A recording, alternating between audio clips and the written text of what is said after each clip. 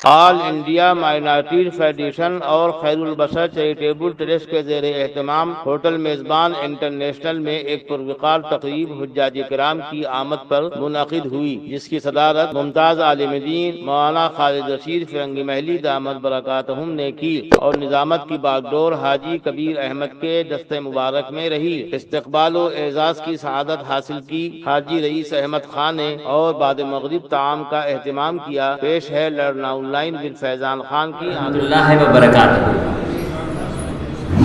واقعی ابھی شروعات میں جو کہا گیا تھا کہ آپ حضرات کے چہرے جانے سے پہلے کچھ اور تھے، آنے کے بعد کچھ اور ہیں، چہروں پہ جو چمک دکھ رہی ہے، جو رونق دکھ رہی ہے، مکہ شریف کا سفر اور مدینہ منورہ کی حاضری یہ واقعی نصیب والوں کے نصیب میں لکھی ہوتی ہے۔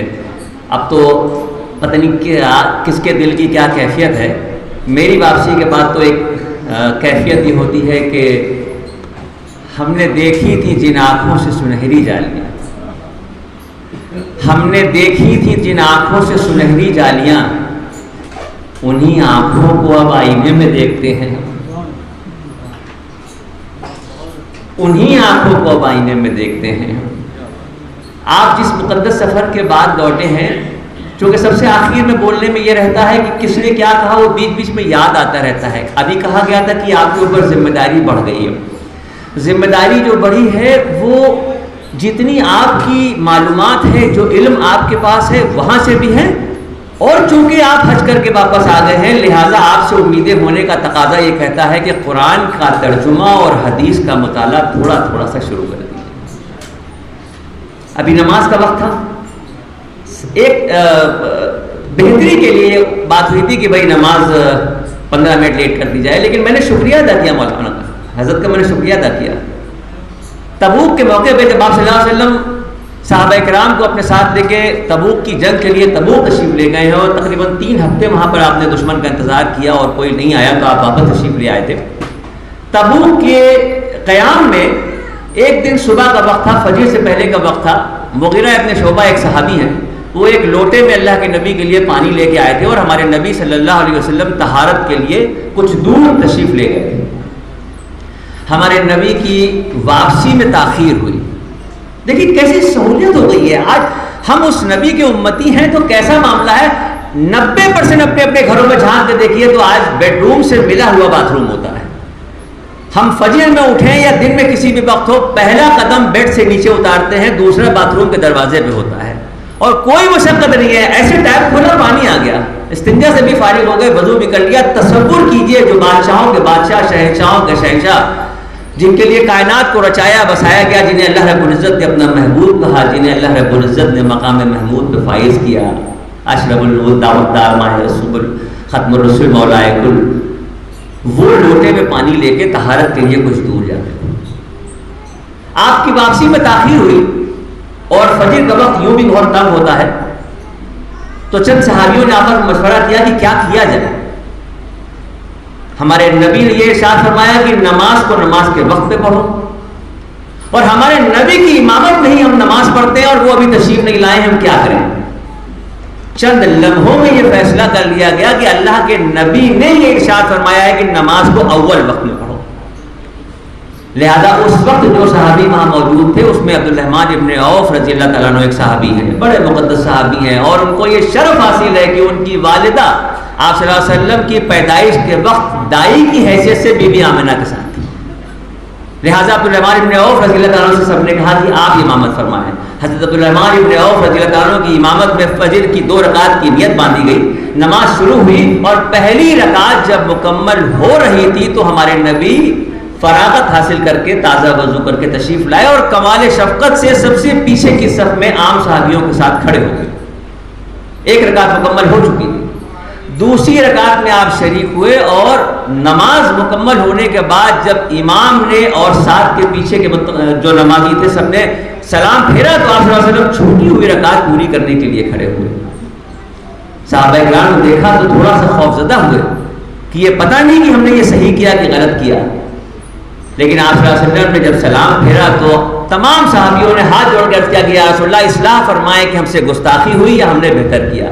تو آپ نے فرمایا کہ تم نے جو کیا وہ بہتر کیا۔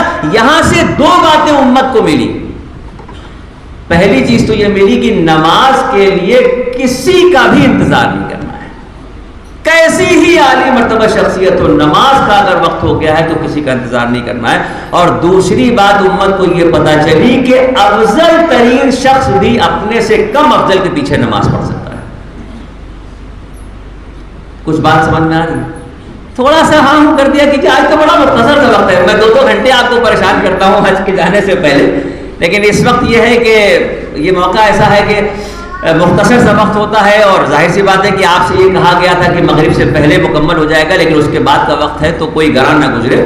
گزارش صرف اتنی سی ہے کہ اب فرصت کے لمحوں میں وہاں سے واپس آنے کے بعد کوشش کیجئے کہ تھوڑا سا قرآن ترجمے کے ساتھ۔ اس کی وجہ کیا ہے کہ آپ کے جو حج کے 5 دن وہاں کر کے آئے ہیں، یہ آپ کی زندگی کے سب سے حسین دن ہیں، یہ آپ کی زندگی کے سب سے خوبصورت دن ہیں، اور ان دنوں کو پکنک نہ سمجھیے گا۔ یہاں پر 5 دن آپ کو کچھ نہ کچھ سکھایا گیا ہے، سیکھنے والے سیکھ کے چلے آئے ہیں، جو نہیں سیکھنے والے تھے وہ حاجی کی ڈگری لے کے چلے آئے ہیں۔ آپ نے کبھی کسی کے منہ سے سنا کہ حاجی محمد صلی اللہ علیہ وسلم نے ایسا کہا، حاجی ابو بکر صدیق نے ایسا کہا؟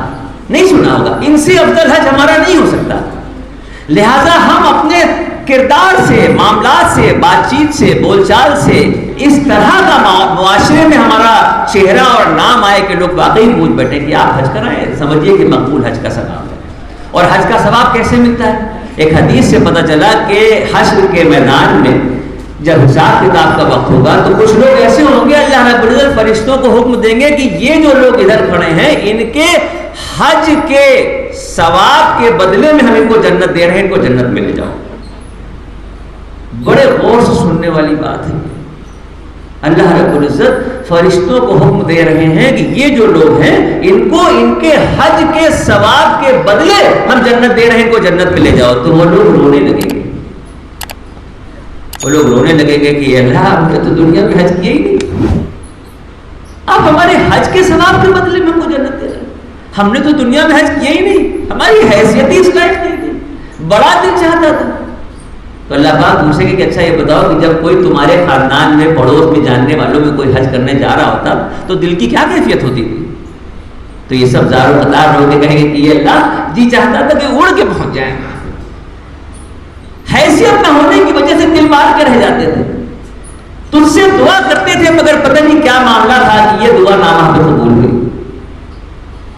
تو اللہ پاک ارشاد فرمائیں گے کہ جو تمہاری نظروں کے سامنے تمہارے اپنے یا محلے کے یا پڑوس کے یا رشتہ دار جب حج کرنے جاتے تھے اور حیثیت نہ ہونے کی صورت میں جو تم نے صبر کر لیا تھا اس کے بدل تمہیں جنت دے رہے ہیں۔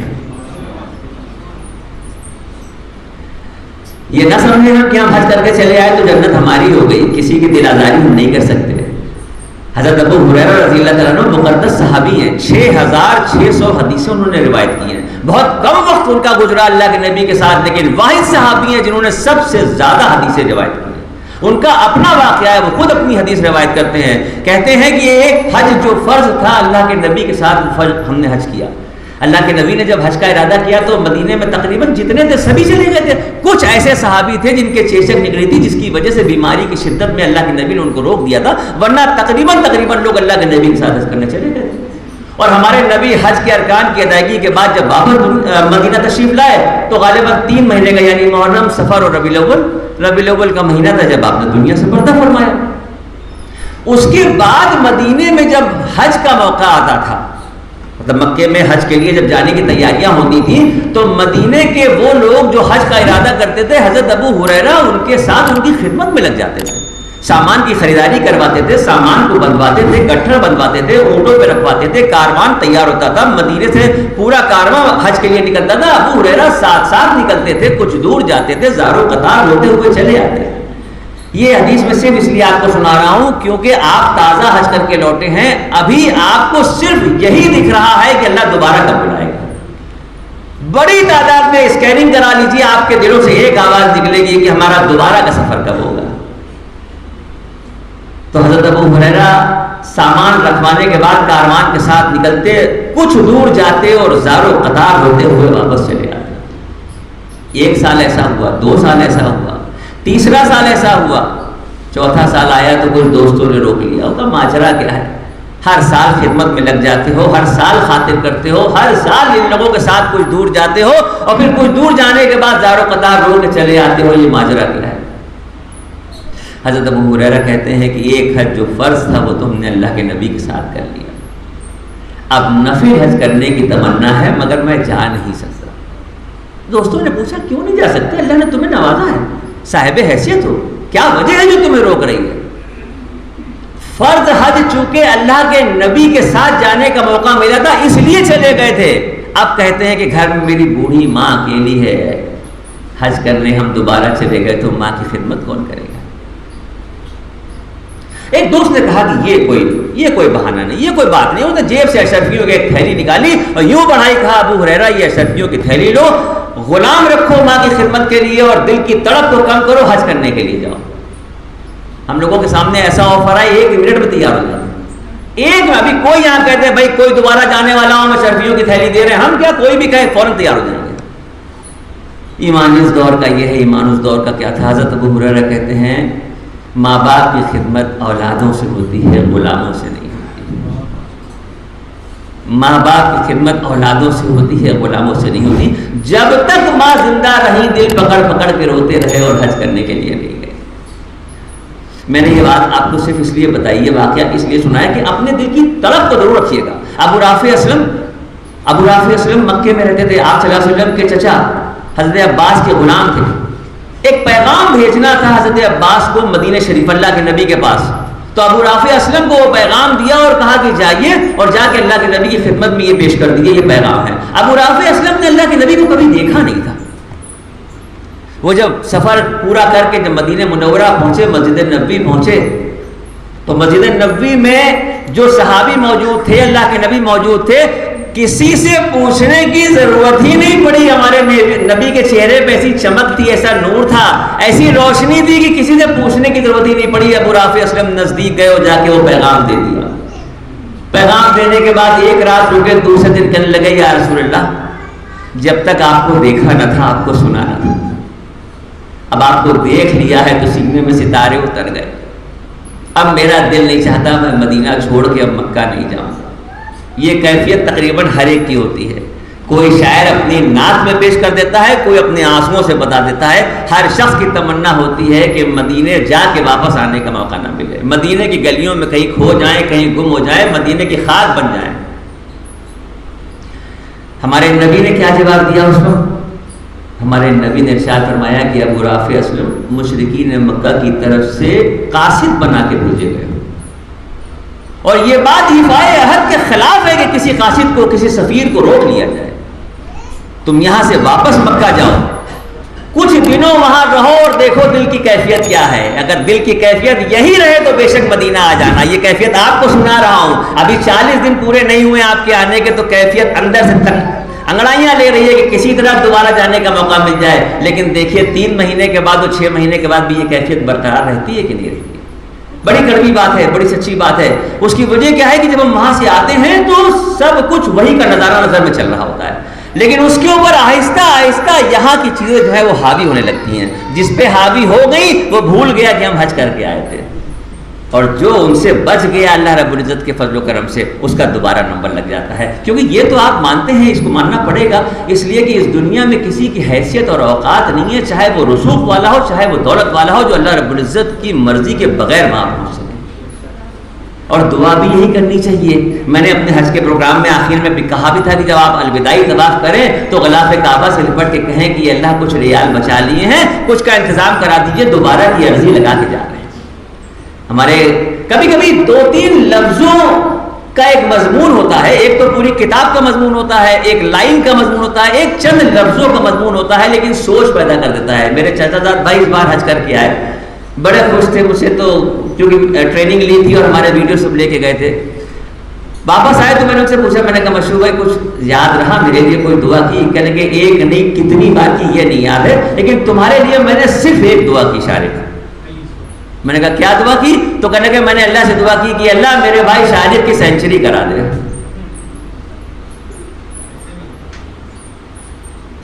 لفظوں میں انہوں نے اللہ سے کہہ دیا، ایک لائن میں کیا کہہ دیا کہ اللہ میرے بھائی شاہد کی سینچری کرا دی۔ اگر 24 بار بلایا ہے تو اس کو پورا کر کے 100 بار بلا دے۔ تو ظاہر سی بات ہے کہ کتنی بار بدکاری ہو، کتنی بار اعمال میں رہیں گے، جانے آنے کا سلسلہ ہی تو زندگی کو بدلتا ہے، جانے آنے کا سلسلہ ہی زندگی کو بدل دیتا ہے، اور جب یہ زندگی بدلنے لگتی ہے تو پھر ہمیں روشنی ملتی ہے قرآن سے اور حدیث سے۔ اب آپ اپنی حیثیت جو بھی ہو، آپ اللہ نے کتنا نوازا ہے، آپ کی فیکٹریاں چل رہی ہوں، ملیں چل رہی ہوں، یا کم خرچ میں بھی آپ کی زندگی چل رہی ہو، الذین ینفقون فی السراء والضراء، خوشحالی کی زندگی ہو یا تنگ دستی کی زندگی ہو، دونوں صورتوں میں کوشش یہ رہے کہ اللہ کی راہ میں کچھ نہ کچھ خرچ ہوتا رہے۔ ہم حج کر کے آ گئے، ہمیں یقین ہے کہ اللہ نے میرے گناہوں کو معاف کر دیا، ہمیں یقین ہے کہ اللہ رب العزت ہماری رہنمائی بابی کر دے۔ چوتھے پارے کی شروعات شروع ہوتی ہے لن تنالوا البر حتی تنفقوا مما تحبون۔ اس وقت تک بندہ اللہ کے نزدیک نہیں ہو سکتا، اس وقت تک بندہ اللہ کے نزدیک نہیں ہو سکتا جب تک اپنے لیے جمع کیے گئے مال میں سے اللہ کی راہ میں نہ خرچ کرے۔ اللہ کی راہ میں خرچ کرنے کے لیے ہم یہ نہیں کہہ رہے ہیں آپ سے کہ آپ مکان بیچ کے خرچ کر دیں، یہاں پر صرف نیت کا معاملہ ہے۔ بڑی پیاری بات کسی ایک حدیث میں پتہ چلا کہ حشر کے میدان میں جب بڑی تعداد میں نیک عمل کرنے والے لوگ کھڑے ہوں گے تو اللہ رب العزت فرشتوں سے کہیں گے کہ ان کی، ہم لوگ یہ سمجھتے ہیں نا کہ یہ کہتے ہیں کہ ان کی نیکیاں توڑ دو، لیکن اس میں لفظ یہ آیا ہے کہ اللہ رب العزت یہ کہیں گے کہ ان کی نیتوں کو تولا جائے۔ جب کسی کے ساتھ ہم سلوک کر رہے ہیں تو دکھاوا ہے اس میں یا تقویٰ ہے ہمارا؟